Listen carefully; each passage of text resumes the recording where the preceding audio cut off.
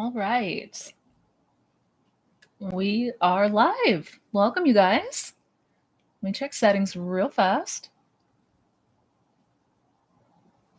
All right, looks good. Audio looks good. Video appears to be good. Excellent. Hello, and welcome. I am excited to dive in. Happy Sunday. My apologies. I know this got started a bit late. My morning has been running a bit late, so thank you for bearing with me. But as always, I had to come on. I had to do my weekly Q&As because I enjoy seeing new faces and old faces alike. Just give it a quick second.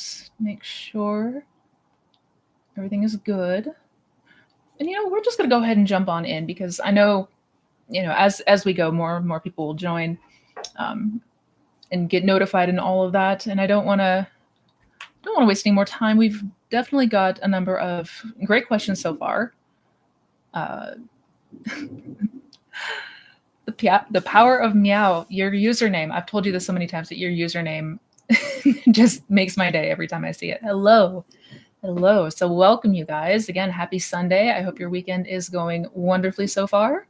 And I appreciate you guys tuning in, those of you who are live and those of you who are watching this after the recording. We do this every week. We come, we hang out, we talk about the law. As always, I'm here to answer questions, give feedback so that you have better understanding and clarity to apply these teachings in your life and your circumstances. And let us go ahead and get started. As far as announcements go, I don't have a whole lot, except, as always, if anybody's curious about my resources, programs, anything available, whether that's coaching, whether that's masterclasses, I've got all that information down in the description box. This is going to be the last weekend that I'm doing my 50% off promotion. So if you want to take advantage of the 50% off any of the masterclasses, links are down below.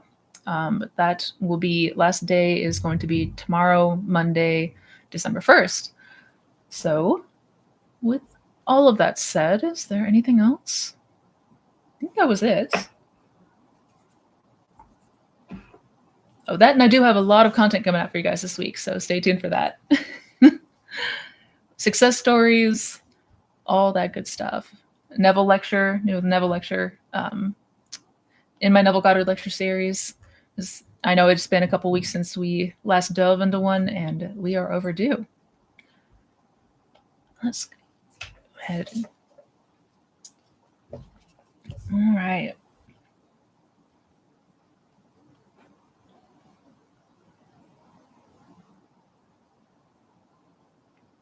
Oh, you have new kittens? Oh, new kitten.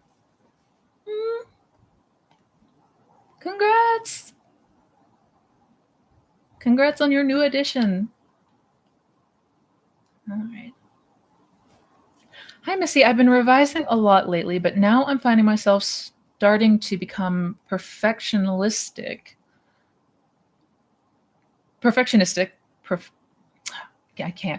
I can't read this morning. I'm sorry, guys. Become perfectionistic and nitpick at every little thing I don't like from the past, and thinking that if I don't address every bad thing, then I'm holding myself back from the version of myself I want to be. Do I need to revise any unpleasant thing from our old story, even if it's not truly relevant? Thank you. I'm so sorry. The perfectionism, and I do have a video coming out talking about this. The feeling like we need to be perfect at this, the feeling like we need to do everything exactly right to a T, can be a hindering in and of itself if we are not mindful of that. Because as human beings, we're not perfect. That's kind of the entire point of being here, having this human experience. So do we need to revise every single little thing that has ever happened? I wouldn't go as far as to say that. I do encourage people, if something comes to you, if you recall something from your past and it was upsetting and you are triggered by it, you are upset by it, it doesn't hurt to revise it if you become aware of it, but we don't need to go digging per se for all of these things. And because we want to avoid getting overwhelmed. We want to avoid the sometimes it can feel like there's so much we have to do that we become paralyzed by it and then we don't do anything. So we want to avoid um, and just take as much of an organic approach to this as possible. Like, is revision 100,000% required and necessary? No, I'm not going to say that it is, but I do strongly recommend we revise. I do strongly recommend that anything that was not ideal and still has an effect on us, anything that has left an imprint or an impression and is no longer ideal, well, certainly we want to revise it. But that's something that, if it comes as it comes, revise it then, revise it later that evening or when you have a free moment to do so. But it's far too easy for us to fall into the perfectionism and nitpicking. Rest assured, it's not required to be perfect. That's not a prerequisite to ultimately experiencing our desires. That I can promise.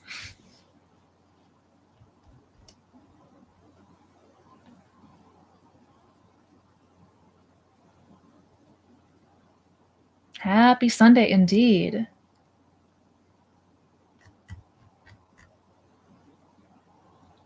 I worry that ignoring the 3D while manifesting leads to missing dangerous red flags. For example, a successful woman married a man she was convinced was her specific person, but he was a life-threatening scammer. Ugh. Then she realized she had rationalized away early little warning signs because she was too focused on the belief that he was the one. How can I avoid this? Ugh.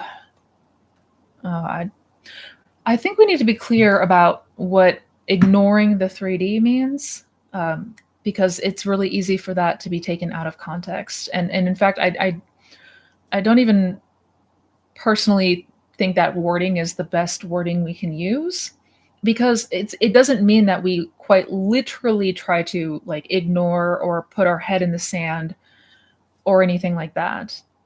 That's not ignoring the 3D essentially comes down to if we see something that is not ideal, if something we experience is upsetting or unwanted, undesired, we don't want to accept it as final. We don't want to just accept that this is how it is now and this is how it's always going to be. We don't want to let ourselves get caught up in assumptions based around what may show up.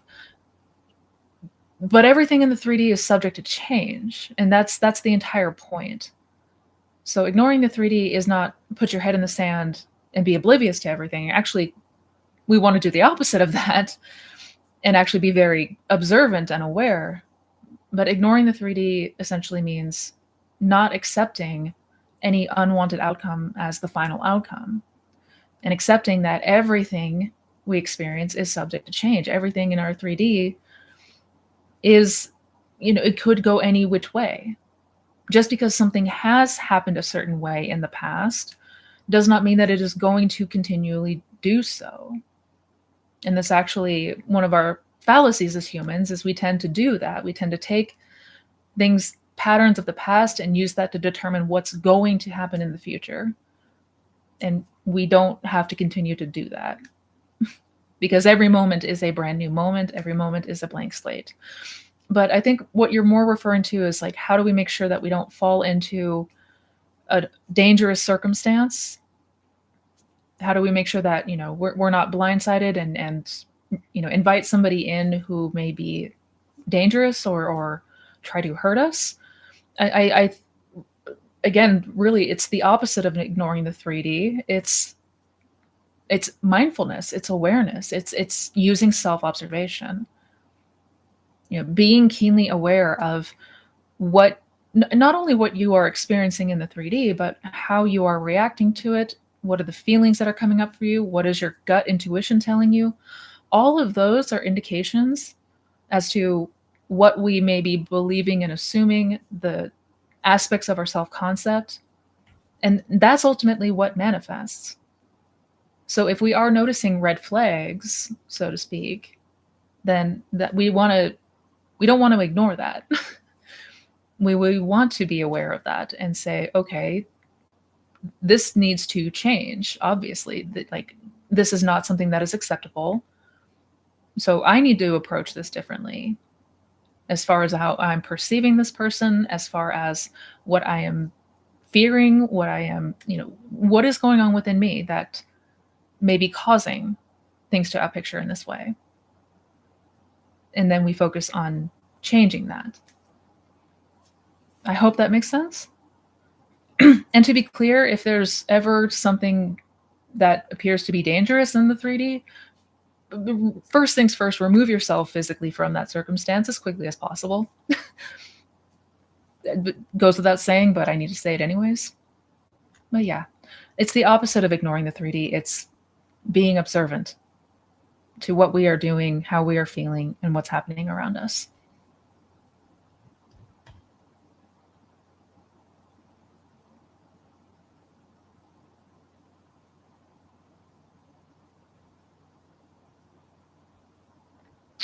Let me see here.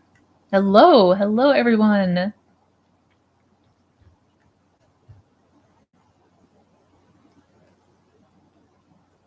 Where was my spot?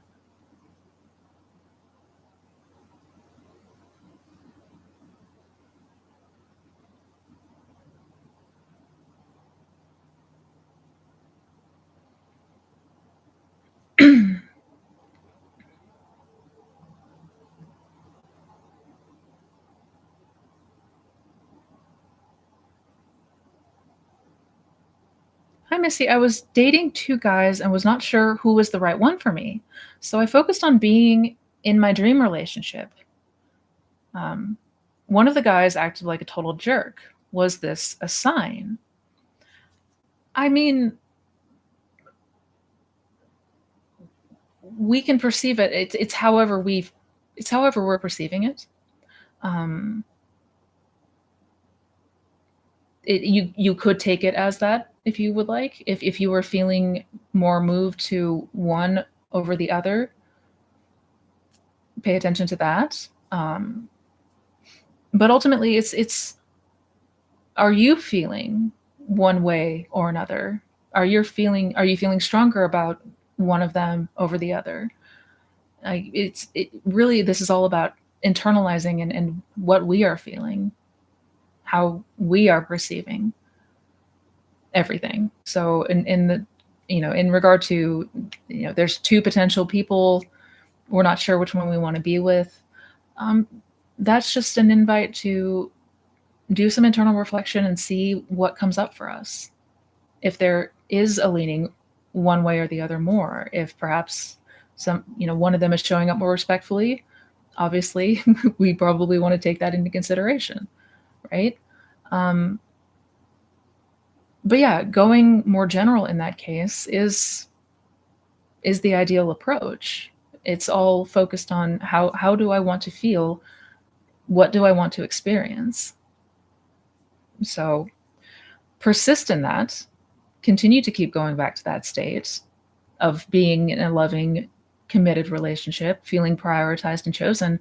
And however the 3D unfolds, just go along for the ride. Because it will be made apparent one way or the other.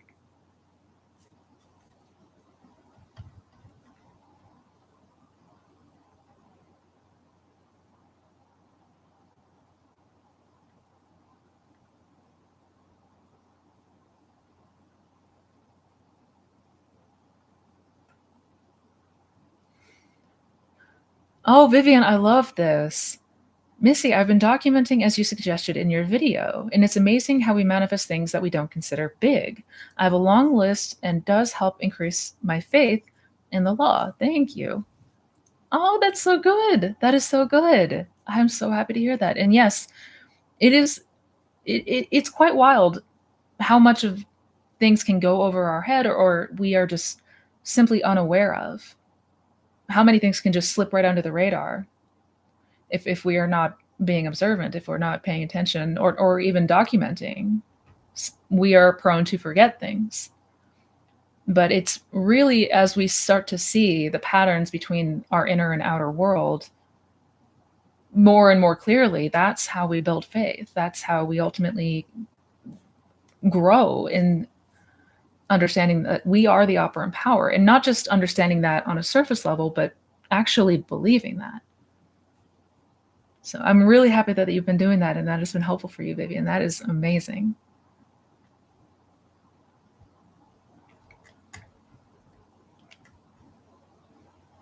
Let me see here.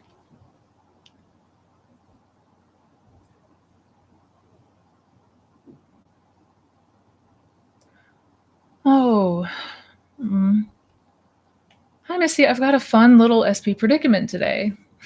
I've been trying to manifest him for over a year now, and I've driven myself into absolute insanity in the process. I've been there. I've been there.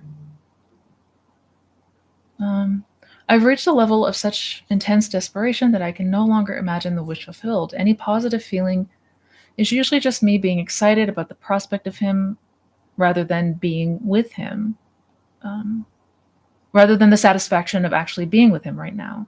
I know that's 100% the reason why I don't have him yet. I'm just not really sure what to do. Any advice would be greatly appreciated. Oof. Oof. Yeah, I've certainly been in that, that state of that intense desperation that it's only thing that you can focus on. It seems to just take over everything else. I was there too, so it absolutely, we certainly don't want to judge ourselves. But it's a state that we want to move ourselves out of as quickly as possible. Because you said it perfectly.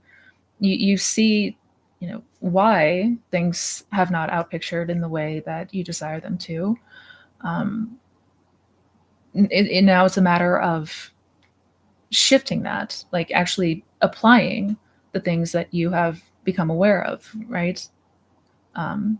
That said, if it feels impossible to imagine that wish fulfilled, if it feels challenging to get into that state, I mean, it may not be the thing that we want to hear, but focusing on something else for a moment, taking our attention away for a moment. I'm not what we want to hear, but I'm not here to tell people what they want to hear. I'm here to genuinely try to help, because we know that approaching it in this way is not effective. It's not going to get us any closer. In fact, it's going to keep us in limbo. So if it feels like we're driving ourselves to insanity, we have to take a step back and just pause, breathe, recalibrate, whatever we need to do, because we have to prioritize ourself, our well-being, our mental health first. We cannot compromise with that. We do not compromise with that. So if this is causing suffering, then we need to really just pause and say, okay, this approach is not working for me. I cannot continue to put myself in a state of suffering. That's just, again, I know it's when we're in that state of desperation, it's the last thing that we want to hear, but we have to prioritize ourselves and our well-being, and really solidifying the foundation of our new self-concept first. That means if we desire a loving, committed relationship, then we want to feel naturally that we are loved, that we are chosen, that we are the priority, that we are the prize, and feel confident in ourselves as that person.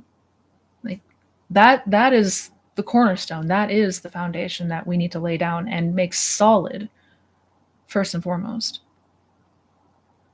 So what I did and how I approached, when I was in that state of desperation, when all I could think about 24/7 was getting my person back and I was obsessive about it. What ultimately pulled me away from that was the realization that this is only I'm only doing this to my own detriment, and I have to change my approach. And that's when I started to shift my focus and attention to myself. How do I want to feel? How do I want to show up in this world? How do I want others to perceive me? What would be the ideal self-concept that I want to embody? And that's where my focus stayed. Prioritizing you first and foremost and your well-being is a must. No exception to that.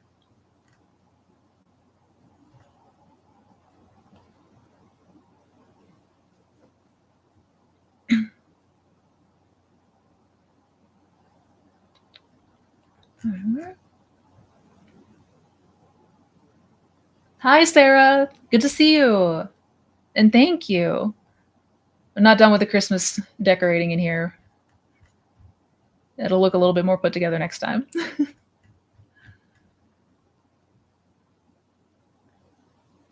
Hi, Missy. Oh, wait. Hi, Missy. I'm really confused with recent teachings that say you don't need to do anything, just I am. But I still do not have my desire yet. What would you recommend to do as a routine? Don't have to do anything, just I am. I'm I'm a little confused because I'm not sure what that means. Those recent teachings that you don't have to do anything, just I am. Like, are is I am being taught as a technique, or I apologize. And the reason I'm confused is because I am is not a technique. It's not a method. It's not something that we do. I am is who we are, just by nature. That is the essence of who you are. That is God. That is your awareness. That is consciousness. So it's and again, you may not be, maybe I'm just misunderstanding, and for that I apologize.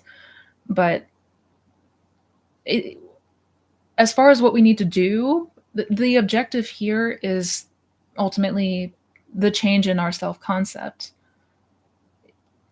to line up with what we desire, the beliefs and assumptions that we hold, to not be in conflict with what we desire.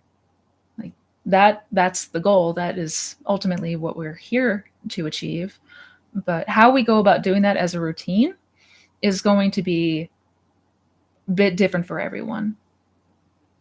And this is where we do the exploration. This is where, when we apply these teachings, we're doing so to also explore what ways in which we can go to the end and have it feel most natural to us, what ways that we can go to the end and have it feel, as real as we can, the path of least resistance, whether that's visualization, whether that's affirmations, whether that's inner conversations.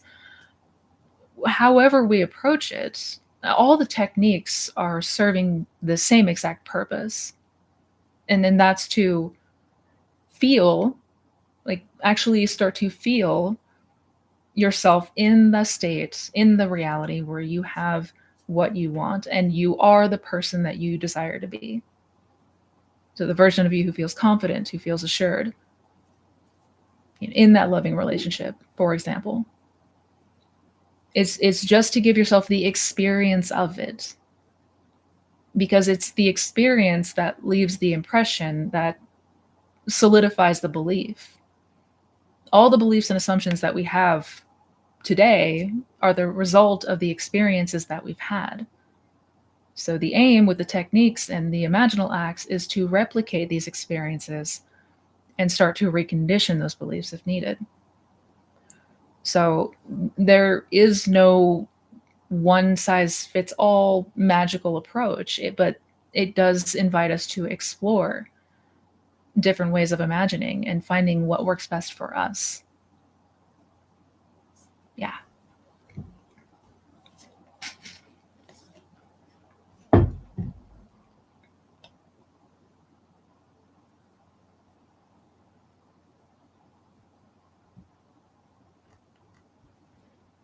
Let me see here.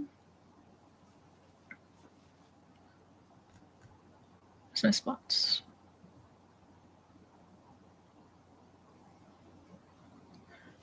Hi, Missy. What worked for you? Affirmations, subliminals, writing it down, or visualizing? Neville says revision is crucial. This is the only thing I need to improve on. Please speak on the process for revision. Good question. And again, to be abundantly clear, what works for me or what works, the way that I approach this may not resonate for some people, and that's okay. There is no objectively right or wrong approach. It's all in the feeling. But for myself personally, imagining in the state akin to sleep. That has been primarily my approach.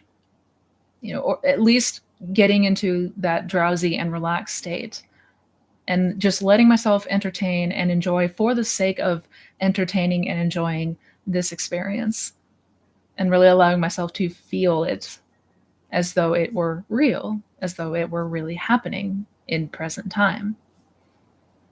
I rarely, if ever, use affirmations anymore. Subliminals. I mean, again, all the techniques, same approach. They're all aiming to do the same thing, and it's not the technique that manifests ultimately. It's the state, the dominant state that we occupy, and that is based on how we feel and what we are believing and assuming to be true.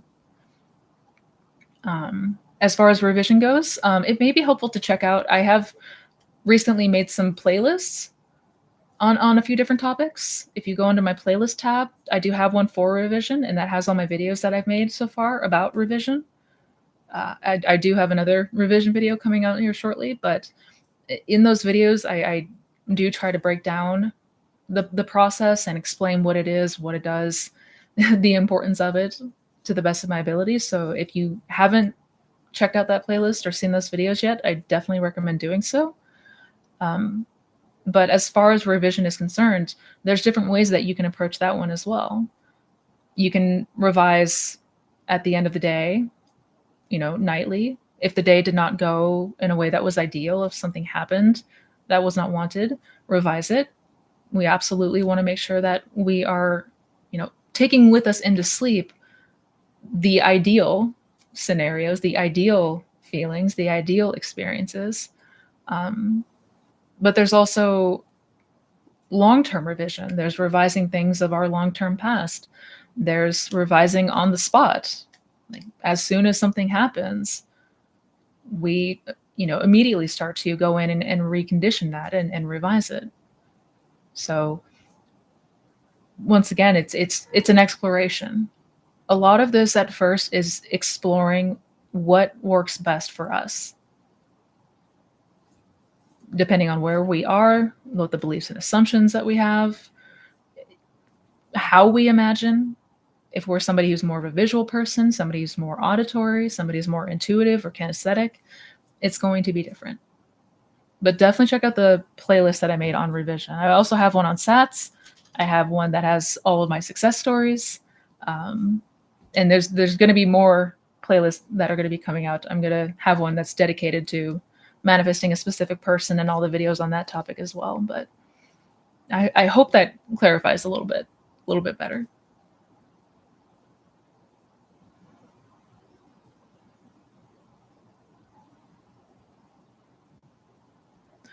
Hey, Missy, I'm torn between staying in my end and actually taking action in the 3D. There's unresolved tension between my SP and I don't know if I should talk to him about this. I would focus on revising whatever may have caused that tension. The thing that you want to discuss and talk about, I would approach it first by revising, imagining a different experience, imagining something different had happened instead. As far as taking action is concerned, we really don't need to concern ourselves with that so much, because you will be inspired to act.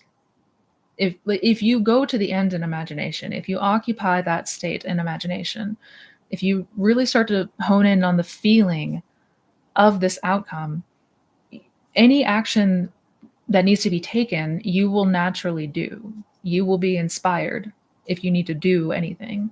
Um, and by inspired action, that's sort of it's unconscious action where we're not aware in the moment that this is in relation to our manifestation or our bridge of events.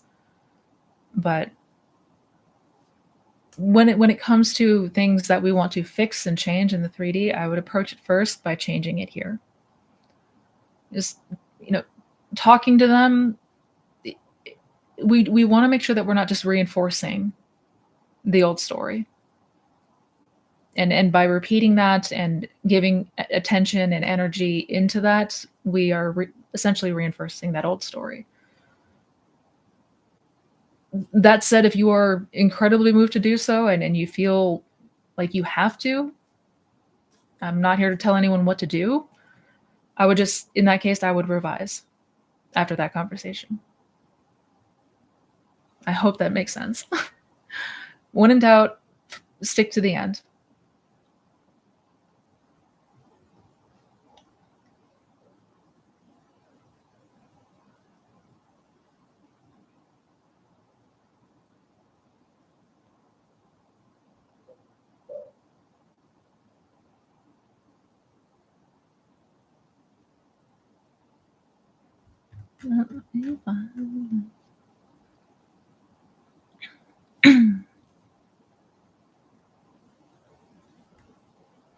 Happy Sunday. I'm taking the plunge and starting my own SP journey.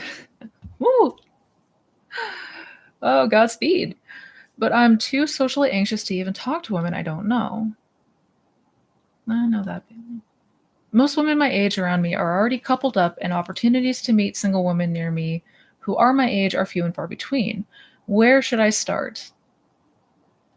Good question. Good question. I would start by first being aware of those assumptions. Being aware of what you just put there. The assumption is most women around your age are already coupled up, and opportunities to meet single women are few and far in between.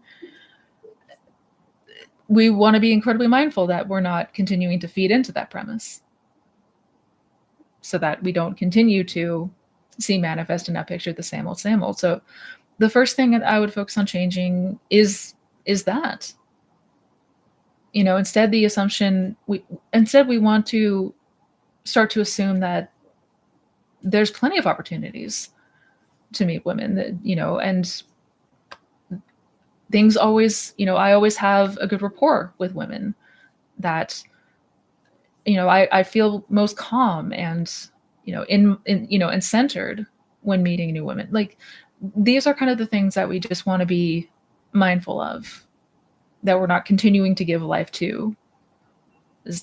That's what we have the tendency of doing. We take our assumptions as fact, and assumptions are not facts. They are subject to change.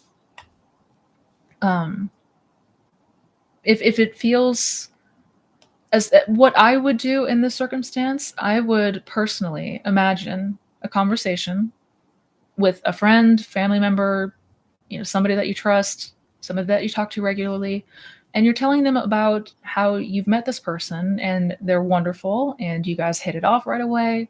It feels really easy being around them.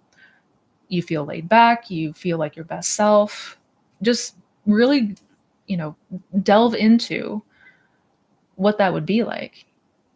Explain in the conversation exactly what you want to experience as though you are experiencing it. That would be one way to approach it, and how I would ultimately approach it. Inner conversations are great because we can have them with anyone, and it works for literally anything that we are aiming to manifest. But I would start there and just focus on a scene that implies that you've already met somebody. Or if it is a specific person, then imagine talking to a friend about how the two of you have been getting closer and closer. You got this.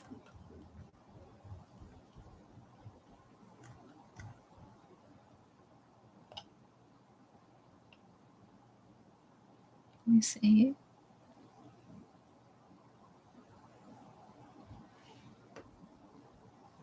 Hi, Missy. Hope you had a fantastic Thanksgiving. Nothing has happened with my SP, but I've met someone new who is promising, so we shall see. Oh. Well, I'm imagining nothing but the best updates from you, whatever that is, whatever that looks like. And happy Thanksgiving to you as well. I hope everyone had a wonderful holiday, by the way. Should have said that from the get-go. At least those of you here in the US who just enjoyed Thanksgiving last Thursday.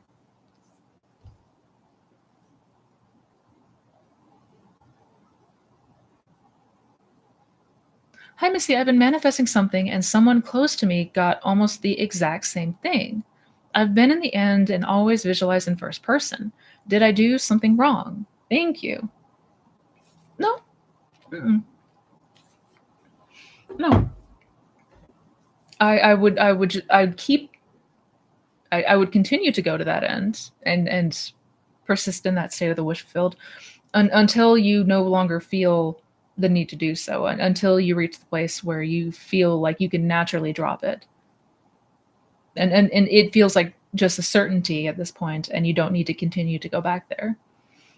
But we may see indications like that in the 3D. Somebody may receive something similar to what we're aiming for. Call them signs, if you will, whatever you want to call it. But we don't want to assume that means that we're not going to get what we're imagining. That somehow they got it, but we didn't. No, keep going to the end. And keep persisting in that state until you've reached the Sabbath, until you no longer feel the need to go there anymore. It feels done. It feels like a done deal for you. And trust that everything has to unpicture. Everything has to outpicture whatever we feel and assume and believe to be true. Everything out here is just the snapshot of what we do in here.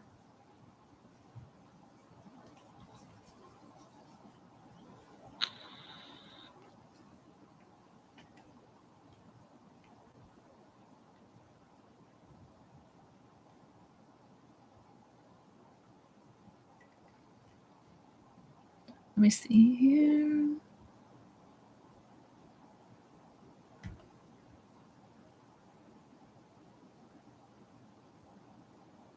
Hi, Missy. When I'm in sets, I am too relaxed to feel my scene. Oh no. Oh no. I mean, we want to. I know sets can take some practice. It can take some practice to really get down. We want to make sure that we're not so much on the precipice of sleep that we're like at the tipping point to where we can't keep our focus per se. So it's like your body's relaxed, but your mind is still awake. You're still awake and alert, but your body is asleep. And sometimes, for me, I'm no longer aware that I'm in my physical body when I'm in SATs. But if you're noticing difficulty, then you can maybe try to do it when you're a bit more awake or alert or focused, if you will. It's just we got to play around with it.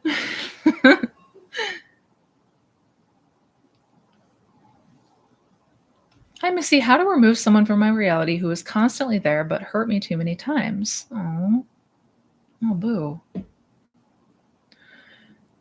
If there's somebody that we no longer want to be associated with or interact with, I would myself personally, I would imagine a scene where, again, I'm hearing news or confirmation that this person moved, that an opportunity came up for them somewhere else, and they've left.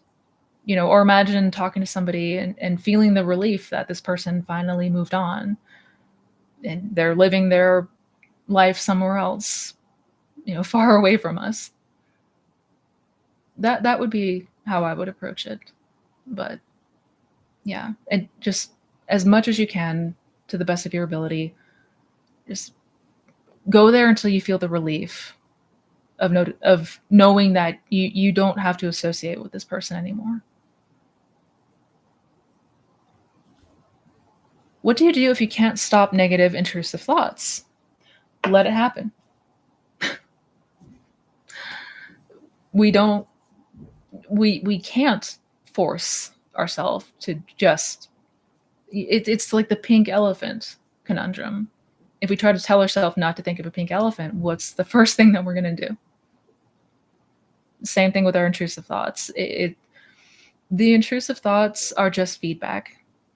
Nothing more, nothing less. They're not automatically true, they're not automatically real or anything like that. They're just thoughts.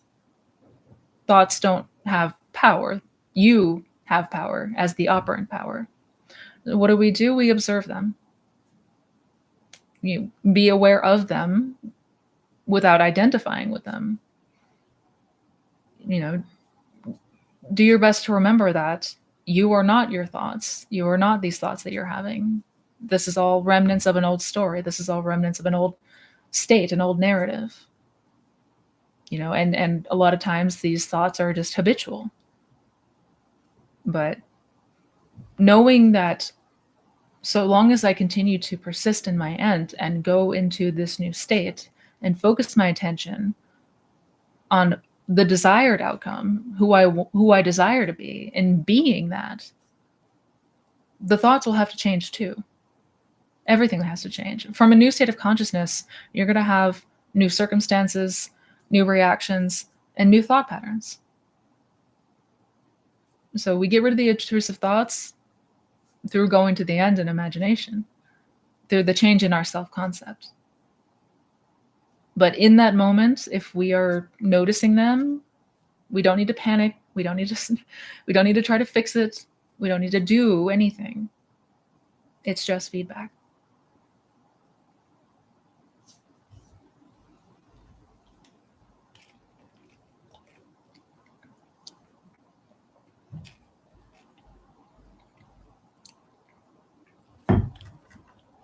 You guys are so sweet. Thank you so much.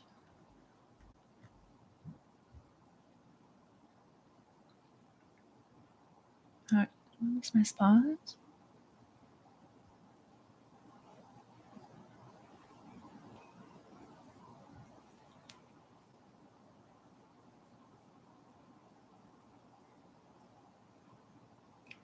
Hello, Missy. Some of your videos say less effort, but we have talked about a consistent practice. Can you differentiate? Yes. And I know that seems like, an oxymoron. It sounds like a paradox. When we talk about less effort, that means how we are approaching this. We shouldn't try to force ourselves to imagine the end state. We shouldn't exert willpower and all of this effort into the imaginal act. When we do, it feels very forced. It feels very unnatural. It doesn't feel real. A lot of times it feels strained and it feels stressful, and we just feel pressure, and it's just not an enjoyable experience. So one of the keys is just to allow ourselves to relax as much as possible first.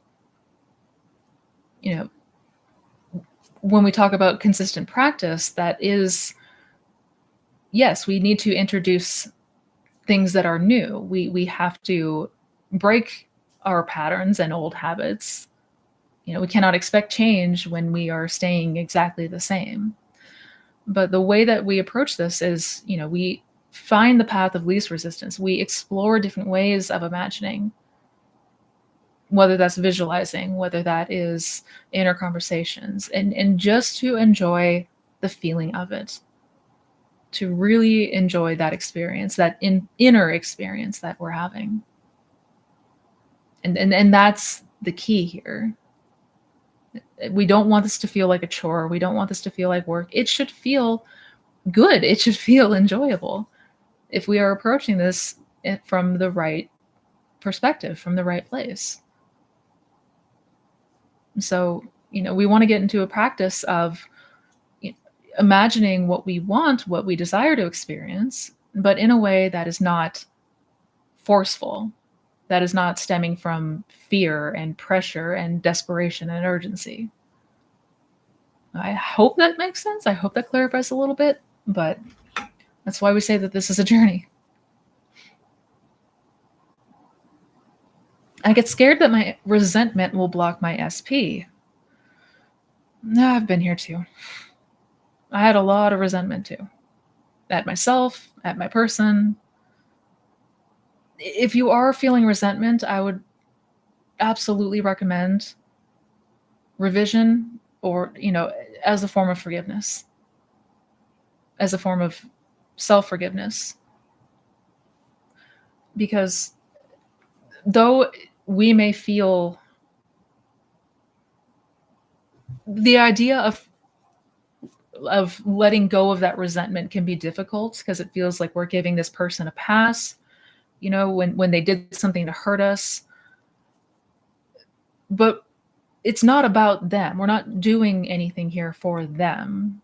Everything that we are approaching and applying here, we're doing for us. And in this case, holding resentment is only going to be our own detriment. It's only going to hurt us. It's not going to hurt the other person. It's hurting us. It does not have any good purpose. So I would focus on revision to remove that resentment for your sake. Not for them, but for you.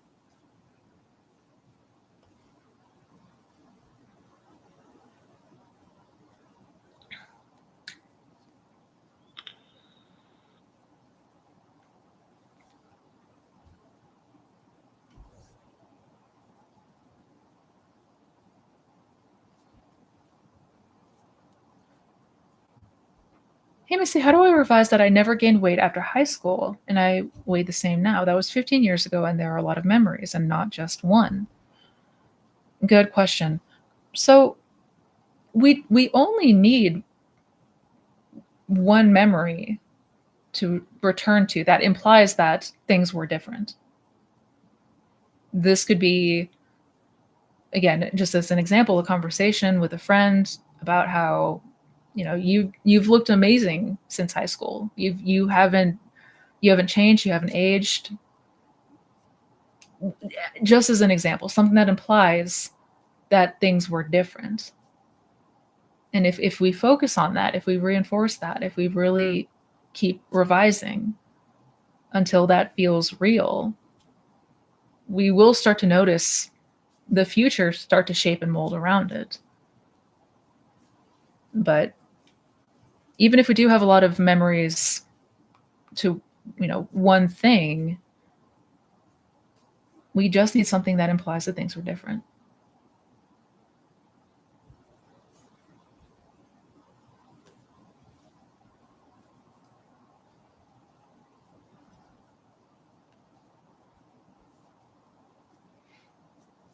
Hello, Fran. Hello. Good to see you here. I do have that video on The Promise. It needs to be edited still. It's recorded. It's been filmed. I just need to edit it. It is a process. When will the goddess meditation be coming out? My plan is to have new meditations out around the new year, shortly after the new year. That is the goal right now. I've got a few that are recorded. They just need to be, tweaked and mixed a little bit, all of that fun stuff. But soon, they will be coming soon.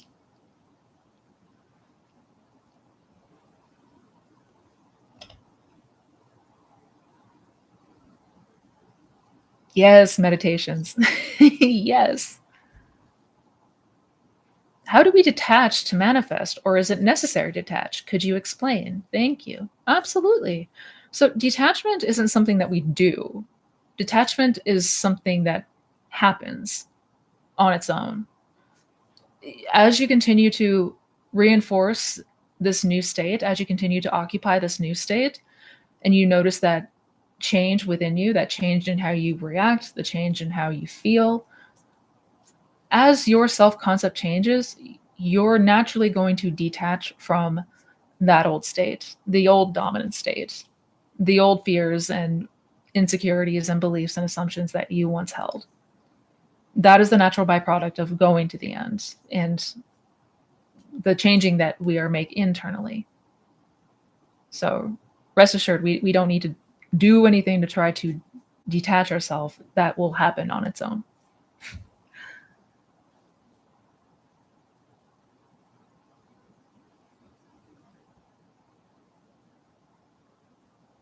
I know you said in that video it was December. Did you struggle at all over the holiday season? Did you have that knowing 24/7 in the 2 weeks you said that you knew he was coming back in the video? I think you're referring to my SP success story video. Um, did I struggle during the holiday season? I mean, I had struggled. If you're referring to the holidays before he came back, no, no. But by that point, I felt solid. I genuinely felt really solid around him. I mean, as far as he was concerned, as far as our relationship was concerned, I felt good. The holiday before that, not so much. The year before that, yeah, that one was hard, big time. Because I mean, the holidays can be a rough time of year, anyways. It's not easy. It's not always easy for us. Um, it feels like a compound on top of everything else. Um, to the best of your ability, let yourself keep going to if the desire is to spend Christmas with them, then that's where you go in imagination. Imagine that it is Christmas morning and the two of you are opening presents. And really hone in on feeling yourself there and what that experience would be like. Don't look at the calendar, don't look at the time, don't concern yourself with any of that. Oh, can it happen by Christmas? Absolutely, it can.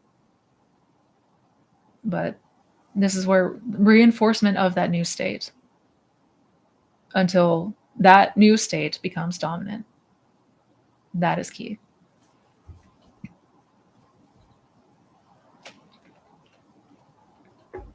Happy holidays to you too, Rasha.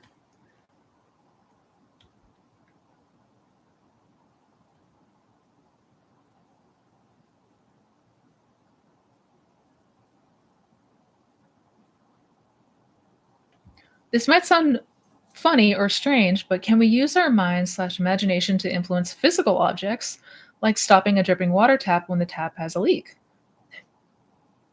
Absolutely, we can. Absolutely, we can. Yeah, and it's not a strange question at all. You can use your imagination to influence anything, and that's the power that you have here. Literally anything. If you can imagine it, you can experience it, and that goes for people, objects, places, aspects of ourself, our aspects of our self-concept, our personality.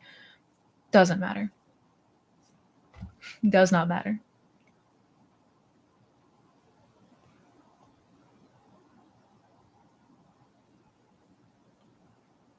People are looking for that promise content. Just saying. Yes, they are, Sarah. And that actually makes me really happy to see. I know most of the law of assumption content focuses on the law, not so much on the promise.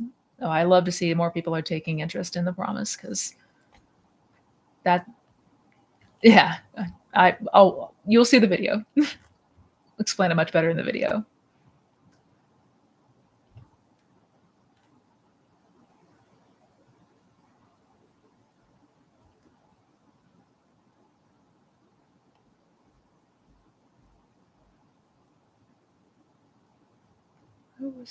Okay, where was my spot?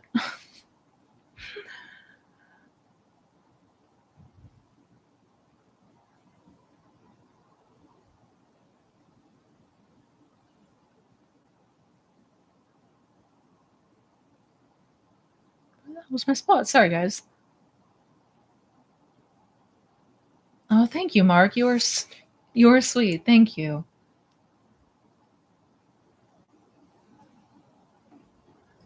My husband is a lucky man, and I am a lucky woman. I am lucky to have him too.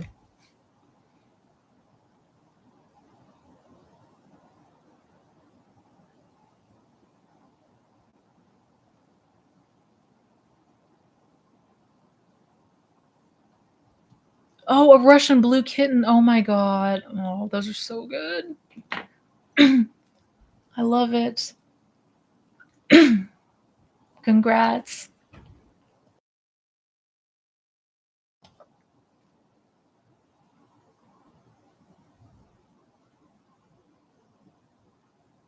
I've been trying to manifest a job for a month, but it's been 2 days since I finally felt a shift. Like having thoughts from the end naturally, but I don't feel the Sabbath per se. No, that's still good. That's still really good. That's what we wanna notice that internal shift. That the thoughts that we have, the reactions that we have are from that new state, and then they're coming naturally. They're not forced. That that's perfect. That's perfect. I love it. That sounds like the Sabbath to me.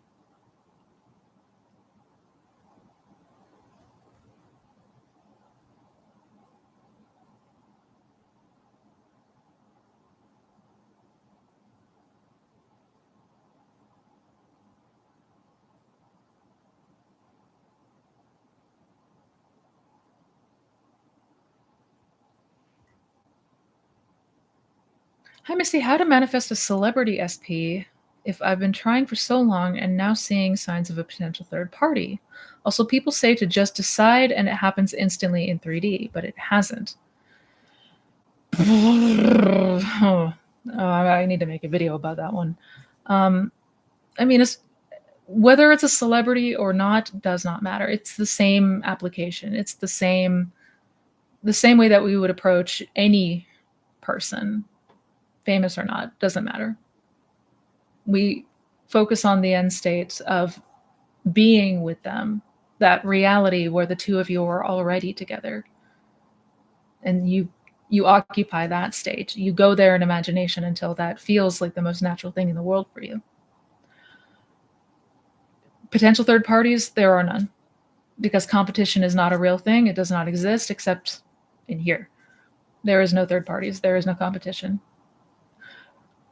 As far as just deciding and it happens instantly in 3D, yes, if you have zero resistance, if there is no conflicting thought, if there is no conflicting feeling, if there is no conflicting belief, then sure, just deciding and then instantly appearing. But that's not typically the case for most people. A lot of times we do have conflicting beliefs. So a lot of times we do have double-mindedness. So if it was it is as simple as just deciding and then being that, but it's not always that easy. Just my 2 cents. If it was that easy, then everyone here would have their most amazing, perfect dream life.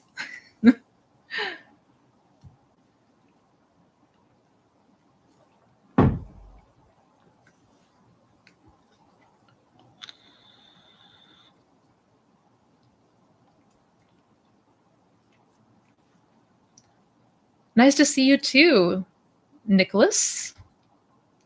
I take it that's sorry if I'm getting that wrong. I learned about the law 3 years ago and have had small wins. Wanted to hear more about revision.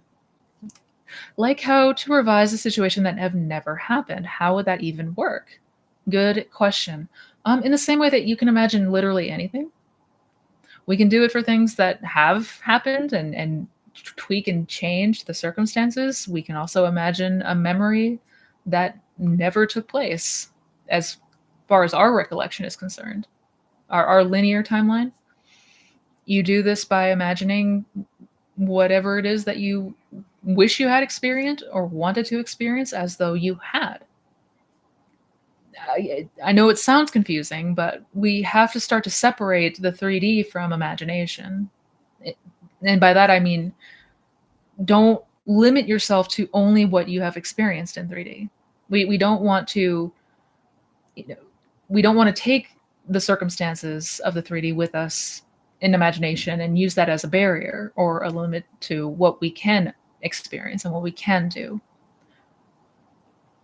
Like, for example, if I want to imagine that I went to Paris last year, I can do that. I can construct new memories that imply I was in Paris last year.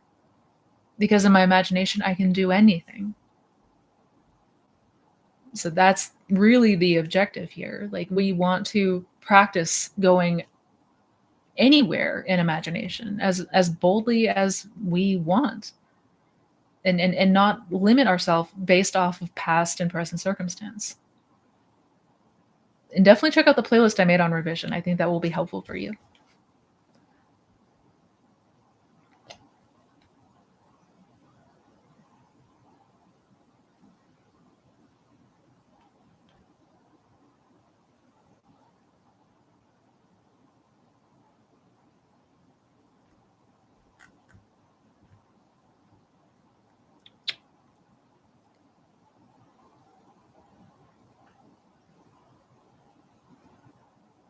Let me see here.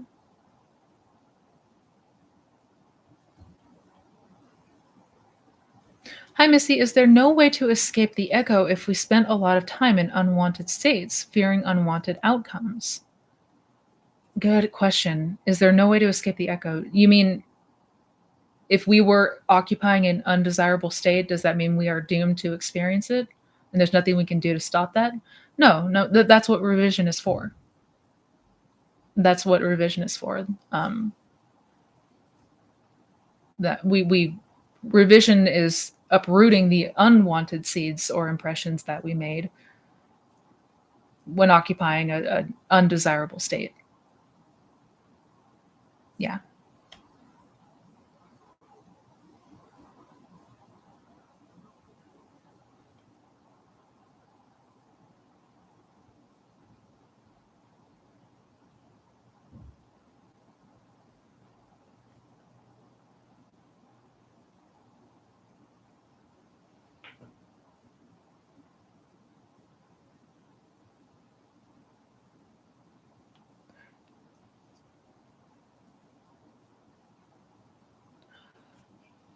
Also, you said before that we never need to take any conscious 3D action, but does that mean we absolutely never should? Um, you're referring to inspired action? And to be clear, I don't want to imply that we just sit on our hands and literally never do anything consciously. Um, like if there are things, obligations that need to be met, if there are things that you need to do throughout the day, do those. That what I try to tell people is you don't need to overthink things and try to figure out how to get yourself there, and then try to, like, the way that we typically approach things is through taking action. But here, the action is already accounted for. When you go to the end, all of that is already, every desire comes with the ways and means of perfect expression. And that means that we don't have to figure out what that looks like or what that entails or what we need to do action wise. And that is where heavily faith comes in. That's where faith in ourself, faith in this law, faith in God, that everything must outpicture perfectly, even if we don't know what that looks like or how we're going to get there. And to be clear, I'm not saying don't ever consciously take any action ever again. Yeah, I want to be very, very crystal clear about that. But go to the end, trust that once felt, once occupied, once impressed, it must come to fruition. We don't need to know the how. We won't know the how. Not consciously, anyways.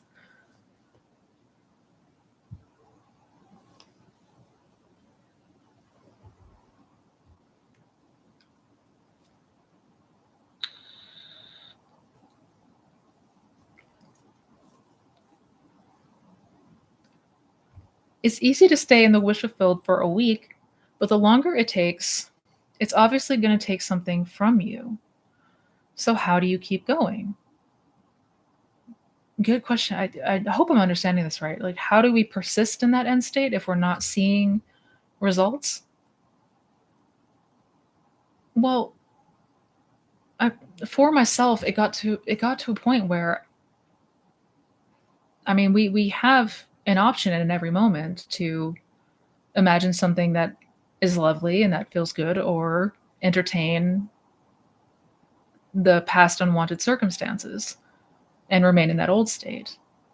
That is the alternative, and that, for me, that was not an ideal alternative. So I would continue to imagine because it felt good, because it felt enjoyable, because it felt better than spending my days, you know, reeling from anxiety and feeling like a total piece of crap and just all of the terrible habits that I was stuck in.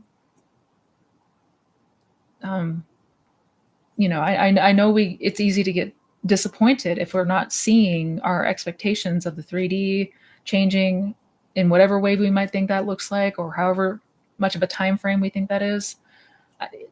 That's understandable, and to a degree, everybody experiences that. But ultimately, how I kept going was understanding that the alternative was to return to my old normal, which was not an option for me. It just wasn't.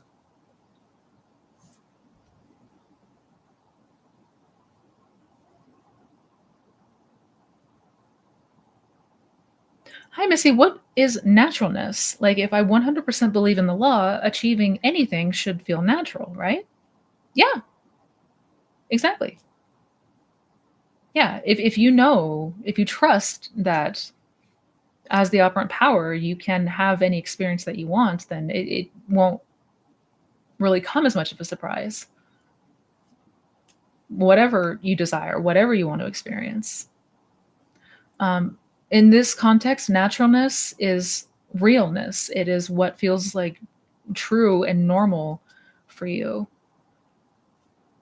That's, there's no confliction within you. When something feels natural to you, it just feels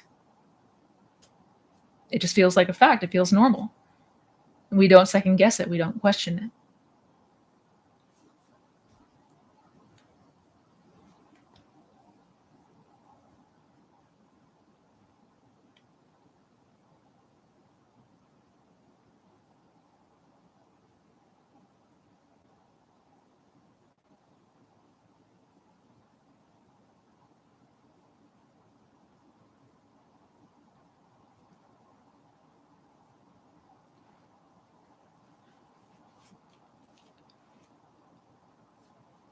Oh, Jacob, I can answer your question personally. So I don't have a set time every week. I It's around 10 a.m. Pacific time. So, but sometimes it could be half an hour before, half an hour later. Yeah, it's somewhat flexible, but typically Sundays 10 a.m. Pacific, give or take 30 minutes.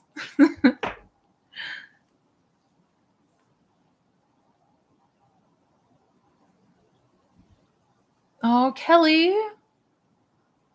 Oh, good to see you. Hope you had a wonderful Thanksgiving. You have no idea how thankful I am for you and all you have given me this year. Much love. I was just thinking about you this morning too, wanting to reach out. Much love to you too. I cannot wait to hear more and more good news. You're the best.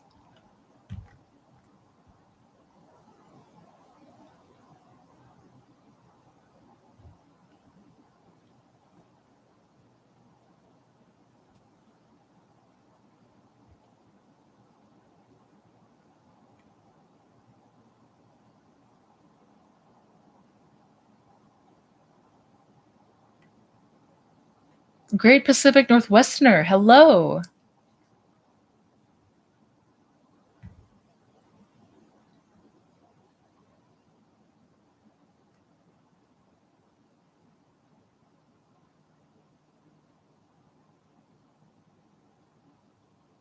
Hey Missy, I started testing the law and manifested 5 sets of Great Danes in a few weeks.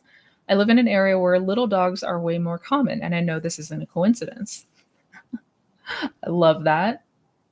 And you're absolutely right. There is no such thing as coincidence. That's not a real thing. Yeah, these are great ways of building faith. The more that we see things that are certainly uncommon, it'd be harder and harder to chalk to coincidence. Keep going.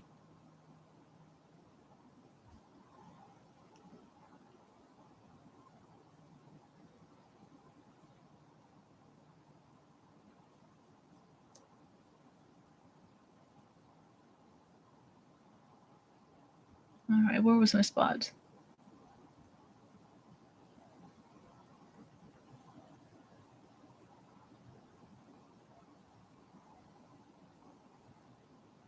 Hi, Missy. I ran into SP last week unexpectedly, and chat was really nice. When I walked away, I turned and saw him looking back.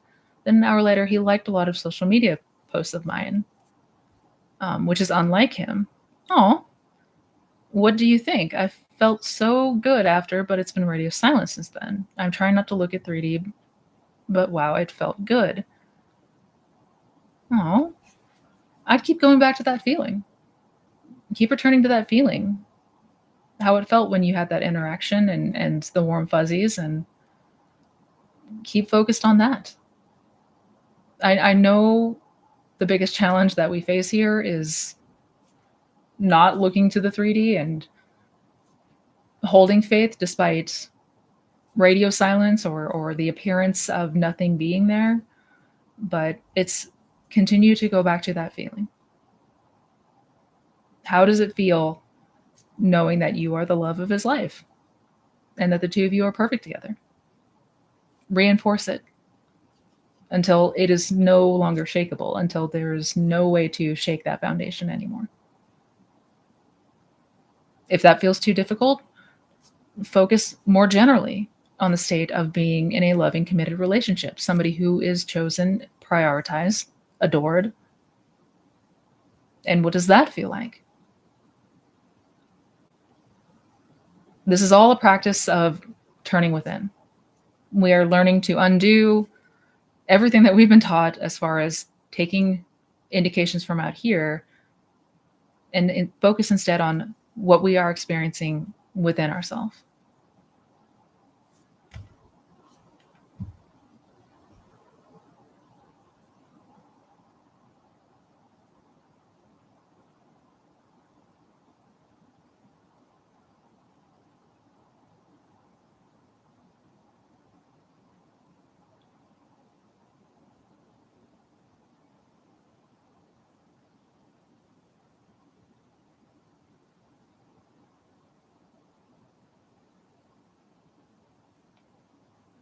I know the law works. I've got a mountain of proof. My issue is since I don't interact with nor talk to my SPs very often, I get frustrated.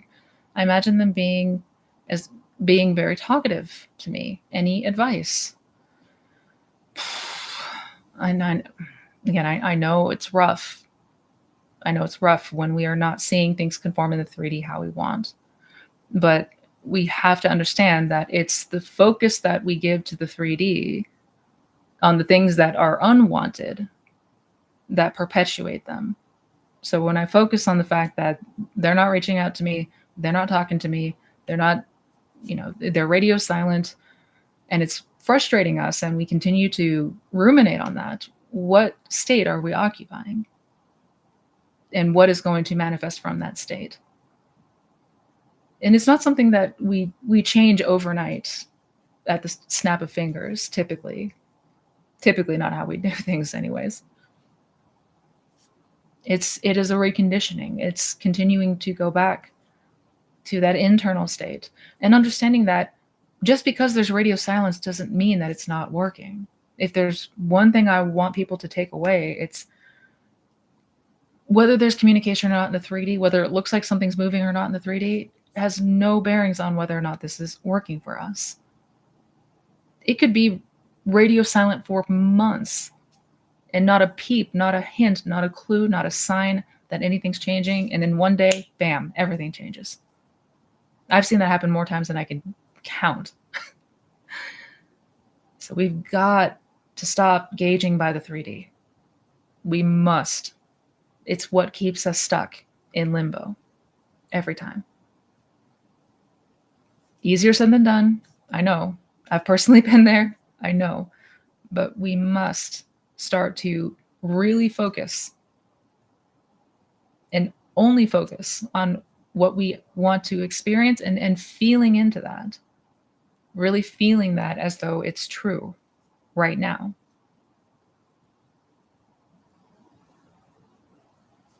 You said it yourself, you know the law works. You've got a mountain of proof. Your SP is not an exception to that. Your SP is not, excluded from everything else. It's all how we are perceiving it. It's all what we are entertaining. It's all what we are assuming. We got to take our attention away from the 3D. You got this.